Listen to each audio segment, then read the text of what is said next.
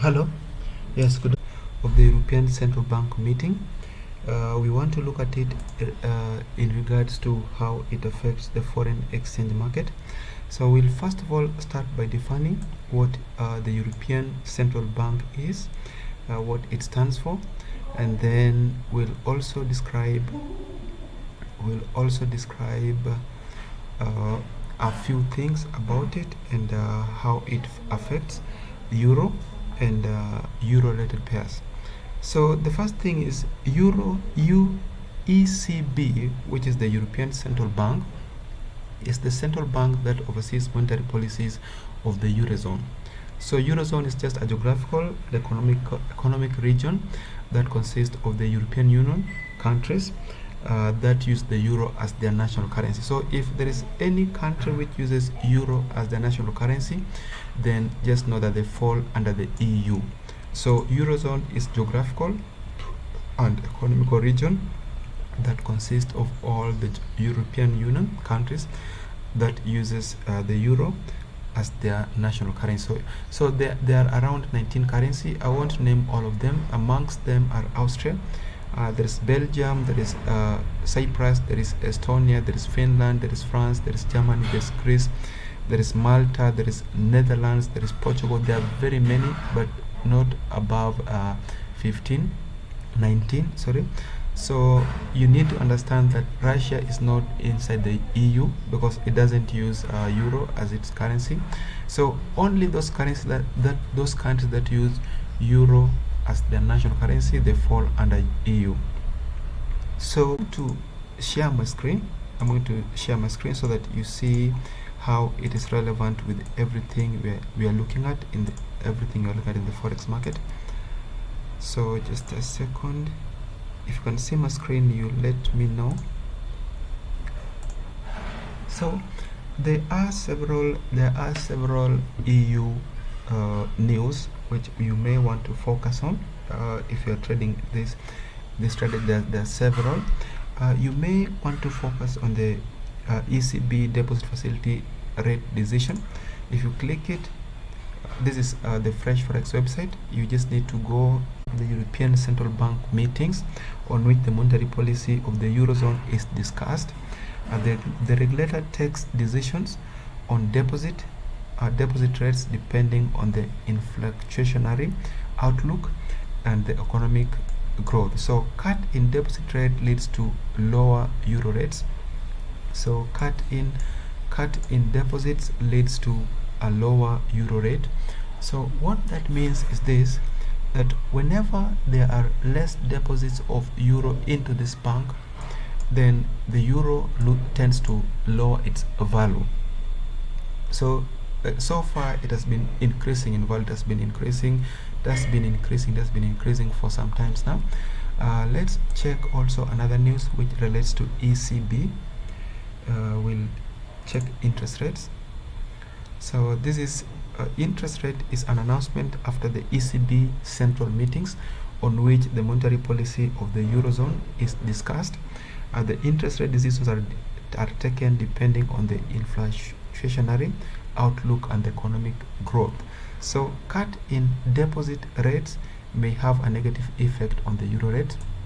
So what interest rate basically means, as I looked at it before, interest rates is just it's like the cost of borrowing or the cost of lending. So what that means is, if the number of people who want to borrow money from you, they are few, it means you're going to have more money, and therefore you'll not have as much income as somebody who has people borrowing from, because when you borrow if they borrow from you, you receive your interest as they pay. So in the absence of interest, it means that you won't be able to have the money you need to keep on going. So that is what it means when it says cut in deposit may have a negative effect on euro rates. So what this means is, whenever people deposit the money on the ECB, when they deposit the money in the European Central Bank, the bank keeps that money and then it lends it out. So it means that if there are few people who are depositing money at the ECB, there will be less earnings in terms of interest, and when there's less earning, it means there is less performance, and therefore less performance of the euro for all the countries that rely on euro as their currency, national currency. So this is another news, but this relates to interest rates. The other one, so far we've looked at interest rate, we've looked at deposit facility rate, and then we look at marginal lending facility rate. So marginal facility rate, this interest rate is one of the ECB ways of managing liquidity that banks provide to the financial market participants through loans. The value can be changed at any time, but it's normally determined only every 6 months. So it is true that as a rule, a reduction in interest rates leads to increase in loans and economic growth with a positive impact on euro. So what this basically means is this: making it cheaper to borrow loans. That's basically the meaning. When the interest rate for borrowing reduces, more people tend to take loan because they'll pay less money for acquiring the same loan which they would have paid more for.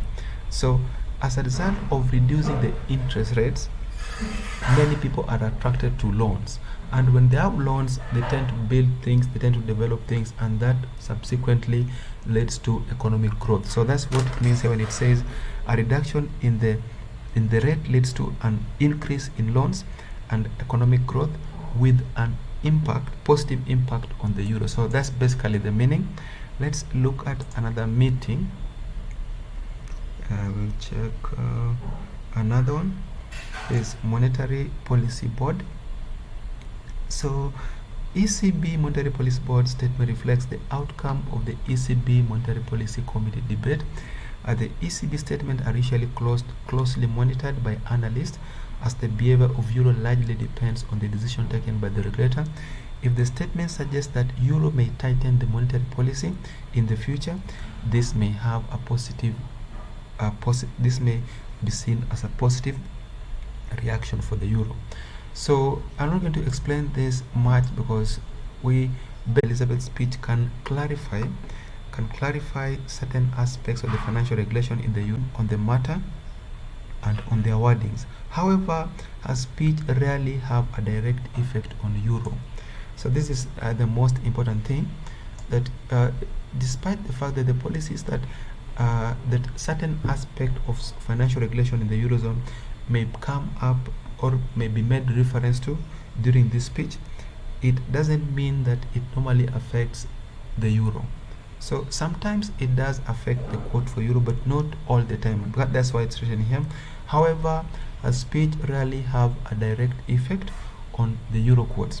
So from my opinion, while it is true that you're supposed to be focusing on this news, I do recommend that you focus only on cases where the impact is high, like where we have the deposit facility rate decisions. This is also part of interest rates. Then where we have the interest rate decision, this one also, and the marginal lending facility rate decision. These are way more important news, and they tend to affect euro and all European Union countries. So if you know exactly what happens anytime from what you've looked at now, whenever you suspect that what is happening on euro may affect euro positively, then it is good you focus on currency pairs where you have euro as the base currency or euro as the quote currency. So I want us to just look at a simple strategy and see exactly how you could trade if you are trading based on news. So we are assuming that we have this news coming up. We are assuming that we have this interest rate news coming up, and as you can see here, it says cut in deposit rates may have a negative effect on euro. So one thing, don't forget that it is the money that others deposit that others take as loans from the banks. So we've seen that when the banks have enough money to lend, they have interest rate coming in, and that improves their performance and subsequently improves how much money they can get from transactions. So if there are few people who are depositing funds with them, it means that there will be few funds to release out as loans for people. So that would have a negative effect to euro. So we are assuming, how do you trade just before ECB interest rate decisions meeting is released? How do you trade when this happens? So the answer is simple. We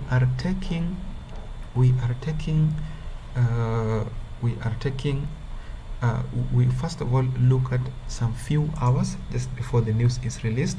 So it is always very good to stay aside just before the news is released, and after the news is released, then you should trade. But if you have to trade the news itself, then there's one thing which normally happens before any high impact news is released. Literally everyone is watching. Every key player in the market is waiting for the news to be released. So that would mean that 1 hour to the news being released, or 30 minutes to the news being released, you will see something like this. Just 1 second. You will see something like this.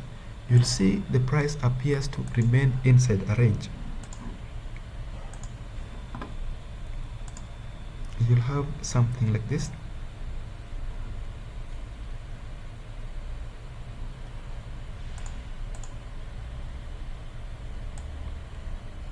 You'll have something like this. So this is just before the news. Like here, there was this news which has just been released now. Let's check which one to start so that we know exactly what we are talking about. So the news which has been released, actually it's just, let's see.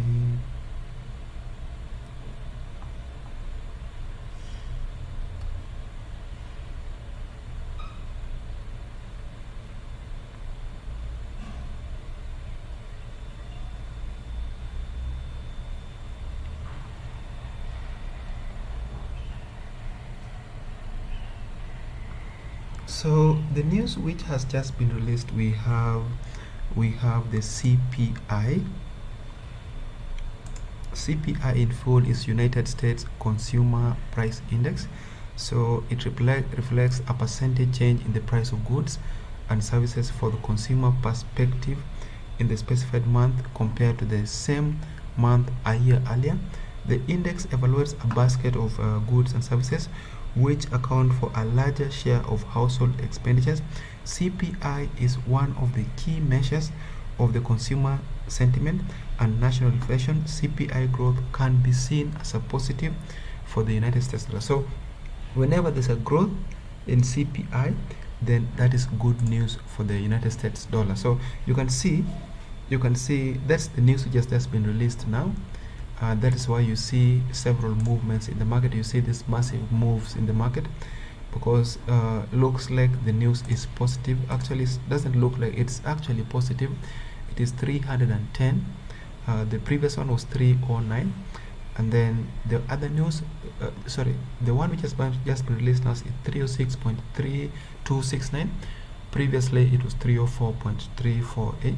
So there is a very good change in the consumer price index.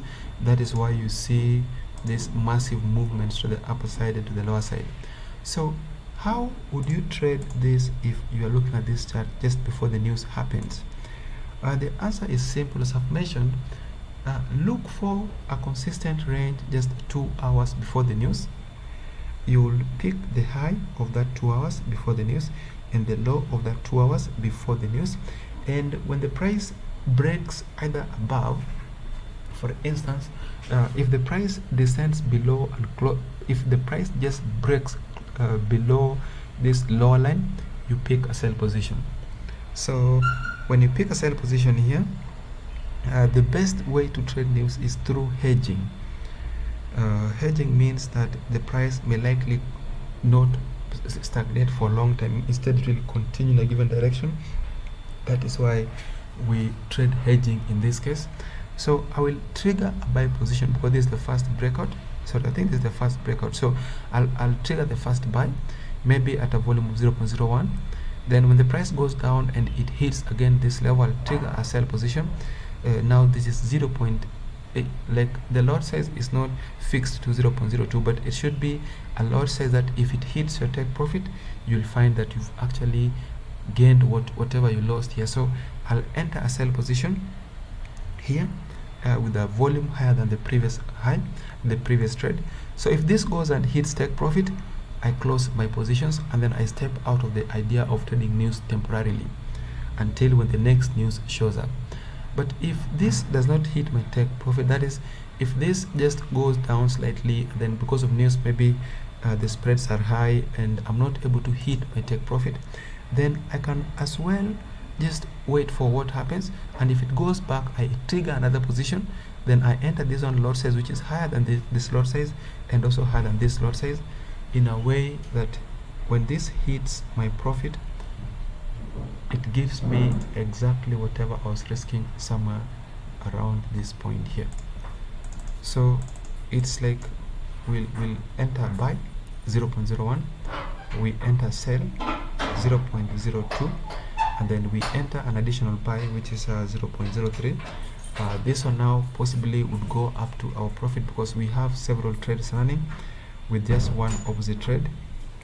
When it hits take profit, as usual, we just step out and let everything be as they are. So we enter the position, step out in profit, and then we leave everything. We wait for the next news. So that's exactly what I'm referring. So enter trade,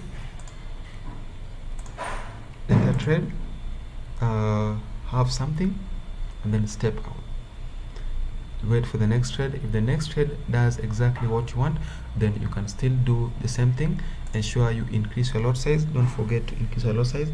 Multiply your lot size where necessary, but ensure you have a fixed take profit. So have a fixed take profit in a way that whenever it hits your take profit, you are in money. There is no trade that is losing. Is that okay? So I think that should bring us to the end of today's webinar. That is the only thing I wanted to look at today. We'll meet again next week on Monday at the same time. Thank you. Sorry, we'll meet again on Wednesday next week at the same time. Thank you and see you.